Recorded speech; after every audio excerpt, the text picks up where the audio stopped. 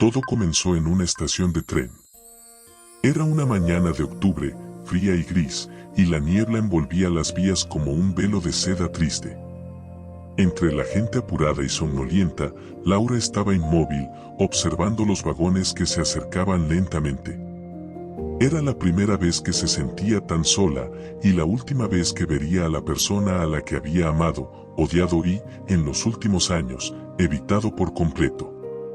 Su madre, Sonia, había fallecido hace 2 días en su pequeño apartamento, sola, en un barrio pobre de las afueras de la ciudad.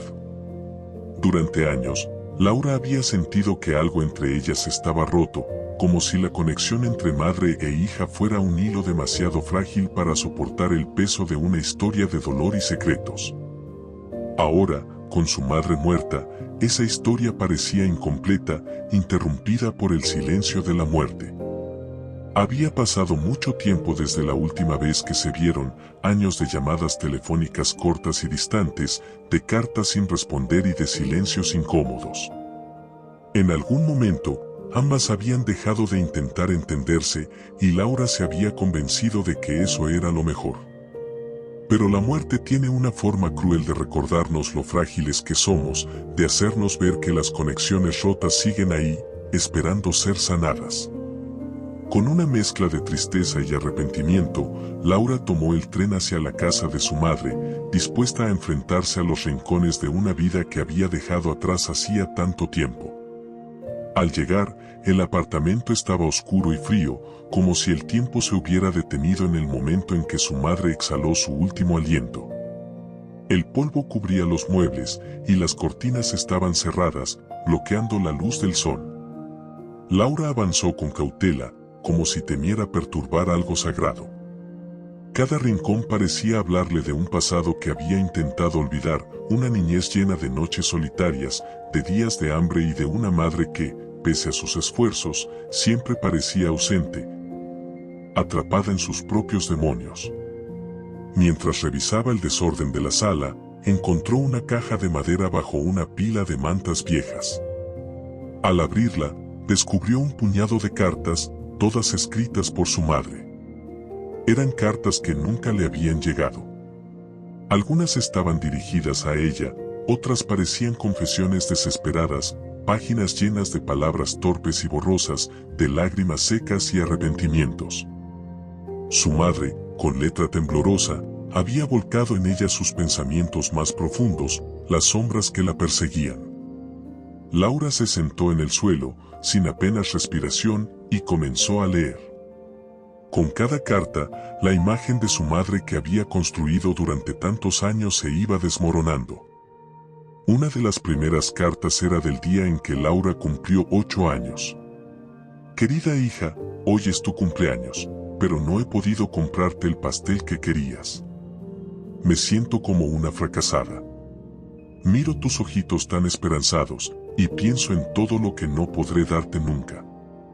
Trabajo 3 turnos en la fábrica para que tengamos donde dormir, y a veces pienso en escapar. Siento que no soy suficiente para ti, que siempre me falta algo. No quiero que vivas esta vida, no quiero que crezcas con estos mismos miedos y limitaciones. Pero no sé cómo cambiar nada. Solo sé que te amo. Tal vez algún día me comprendas. Laura no recordaba ese cumpleaños, era solo uno de tantos en los que la carencia había sido parte de la celebración. Sin embargo, leer esas palabras la hizo sentirse conectada con esa mujer que había sido tan enigmática, tan hermética. Por primera vez, empezaba a entenderla de verdad. Cada carta era un testimonio de su lucha, de una vida llena de sacrificios, de noches sin dormir y de la dura realidad de ser madre soltera, con trabajos mal pagados y sin nadie a quien pedir ayuda. Con cada palabra, Laura sentía que se abría una herida en su corazón, una herida que había estado latente, esperando para ser sanada. Una de las cartas más largas estaba escrita con letra temblorosa, como si Sonia hubiera estado llorando mientras escribía. No puedo dejar de pensar en ese día en que te enfermaste y no tenía dinero para llevarte al médico. Me sentí tan inútil, tan insignificante, una mala madre. Veía tu rostro pálido, escuchaba tus quejidos, y en mi desesperación no pude hacer otra cosa que pedirle a Dios que te protegiera. A veces siento que he fallado tanto que no merezco ser tu madre. He pensado en darte en adopción, pero no puedo. No puedo imaginar la vida sin ti, aunque me duela verte pasar necesidades. Laura sintió un nudo en la garganta al leer esa confesión. Recordaba vagamente esa noche, el calor febril y el dolor en su pecho mientras Sonia la abrazaba en silencio. Ella había pensado que su madre no la cuidaba lo suficiente, que siempre estaba ocupada o cansada, pero ahora comprendía que esos abrazos eran el último recurso de una mujer agotada, luchando contra el peso de un mundo que siempre parecía estar en su contra. Con el paso de las horas, Laura descubrió otras cartas, algunas de las cuales hablaban de episodios de violencia. No era explícito, pero las palabras sugerían experiencias traumáticas que Sonia había vivido antes de que Laura naciera. Aquel descubrimiento fue como un golpe en el estómago. Había imaginado que su madre era dura, quizás fría, pero nunca había considerado que su dureza viniera de un intento desesperado por protegerse. Había una carta en particular que le heló el corazón. Era una carta a sí misma, sin destinatario, escrita en una noche de profundo dolor.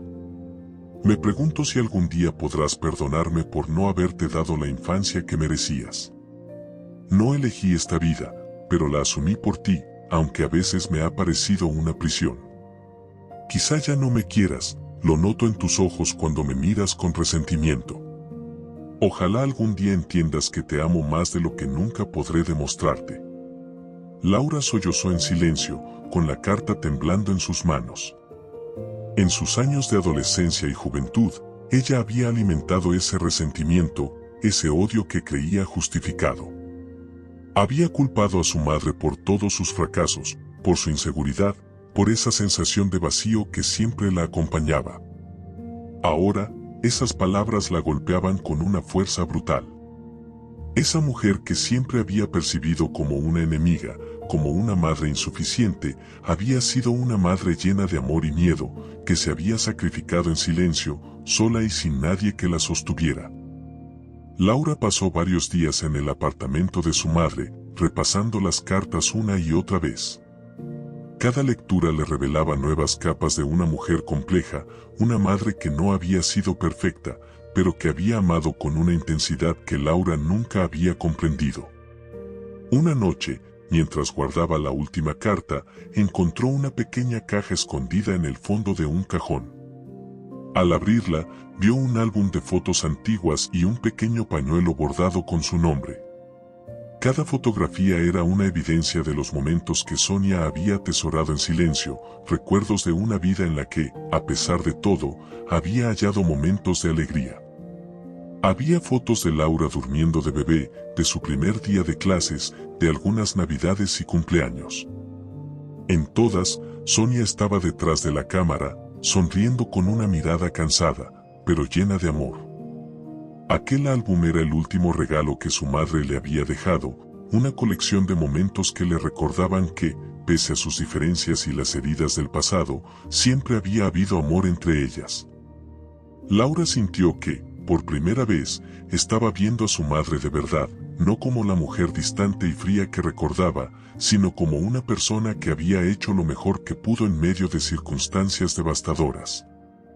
El día del entierro, Laura decidió hacer algo que jamás había hecho antes, habló en voz alta sobre su madre, sin rencores, sin reproches. En el cementerio, rodeada de unas pocas personas que se habían acercado a despedir a Sonia, Laura se dirigió a los presentes, pero sobre todo a ella misma. Deseo recordar a mi madre como la mujer fuerte y resiliente que fue. No fue perfecta, y yo tampoco. Nos equivocamos, nos herimos, y en el camino perdimos la conexión. Pero sé ahora que, a pesar de todo, su amor estaba ahí, en cada sacrificio, en cada día en que, aún agotada, encontraba fuerzas para levantarse y seguir adelante. Hoy me despido de ella con amor y con gratitud, porque sin ella yo no estaría aquí, y sin su ejemplo, nunca habría aprendido a ser fuerte. Las palabras de Laura resonaron en el aire frío, y con ellas sintió un alivio que jamás había experimentado. Era como si, por fin, se hubiera permitido sanar, como si esa despedida fuera el cierre de una herida que había estado abierta durante años. Ya no había odio, solo gratitud y un amor que, aunque llegó tarde, finalmente había encontrado su camino. Esa noche, Laura regresó al apartamento de su madre por última vez. Encendió una vela y se sentó en el suelo, junto a las cartas y el álbum de fotos. «Te perdono, mamá», susurró al silencio de la habitación. «Espero que, donde quiera que estés, puedas perdonarme a mí también». Aquella fue la última vez que Laura lloró por su madre, pero fue también la primera vez que lo hizo sin rencor. Sabía que el amor no siempre se expresa en palabras o en gestos evidentes, que a veces el amor se esconde detrás de muros de dolor y miedo. Y aunque el tiempo les había arrebatado la posibilidad de una reconciliación en vida, en su corazón, Laura sentía que había recuperado a su madre. A la mañana siguiente, se despidió del apartamento, cerrando la puerta con una paz que nunca había sentido antes. Con las cartas en su bolso y el álbum en sus manos, regresó a la estación de tren, lista para comenzar un nuevo capítulo de su vida, uno en el que el pasado no sería una carga, sino un recuerdo de amor y fortaleza. Porque algunas despedidas no son el final, sino un nuevo comienzo, una segunda oportunidad para amar más allá del dolor y la pérdida.